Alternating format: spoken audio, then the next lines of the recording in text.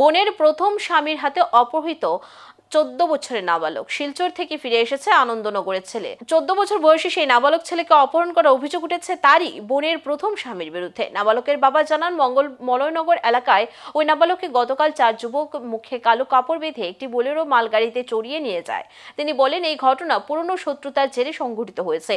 অপহরণ হওয়া নাবালক নিজেই শিলচরে গিয়ে পৌঁছতে সক্ষম হয়েছে। শিলচর থেকে পুলিশ তাকে সাহায্য করে ট্রেনে চড়িয়ে বাড়িতে ফিরিয়ে দেয়। বর্তমানে নাবালক তার বাড়ি আনন্দনগরে নিরাপদে রয়েছে। পুলিশ বিষয়টি গুরুত্ব সহকারে তদন্ত করছে।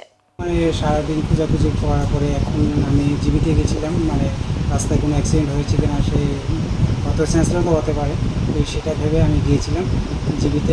তারপরে বাড়ি থেকে আমার ফোন গেছে যে ও আবার ফিরে এসেছে, ও তো শিলচর থেকে বের করেছে, ওকে কিডন্যাপ করে নেওয়া হয়েছে। তো কিডন্যাপার কারা ওটাকে আমি মোটামুটি চিনি, আর ওর কাছ থেকে তো ডিটেলসে শুনলাম সব কিছু। ও কী বললো বা ওকে কীভাবে নিল এখান থেকে?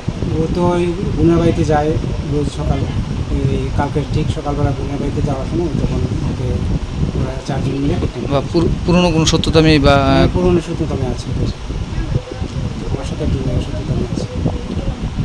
সে একবার আমার মেয়েকেও কিডন্যাপ করেছে। যারা এই ধরনের কাজ করেছে তাদের বিরুদ্ধে কী ধরনের ব্যবস্থা? এখন আমি তা আইনের কাছে করবো, আইন যা করে সেটাই আমি। বাড়ি আনন্দনগর 10 নম্বর। কালকে সকাল থেকে কই আসছিল?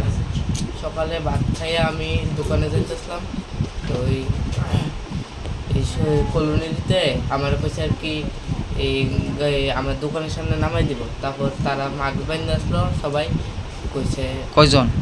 ওই তো 4 জন আসলো, কইছে এই আমার দোকানের সামনে নামাইতে। তারপর আজকাল আমি 2-3 ঘন্টা পরে দেখি, তারপর আমি ট্রেনে চলছি। ট্রেনে কোন জায়গা গিয়ে তোমার হুশ আইছে? ওই শিলচর গিয়া মানে তোমার কোন জায়গাতে তোমার তুলছে তারা? হ্যাঁ, তোমার কোন জায়গাতে তুলছে তারা? তারা আমি কলোনিতে সুকান্ত। আচ্ছা, কে আসতো সিনচুনি লোকটি? সবাই মাস্ক বান্ধে। বা এর মধ্যে কারোর চিনা পরিচয় আছে এরকম কিছু আছে? একজন আসলো, আর তো টেটু আসলো। নাম কি? নাম তো আর 3 জন পরিষ্কার, একজন শুধু কালো।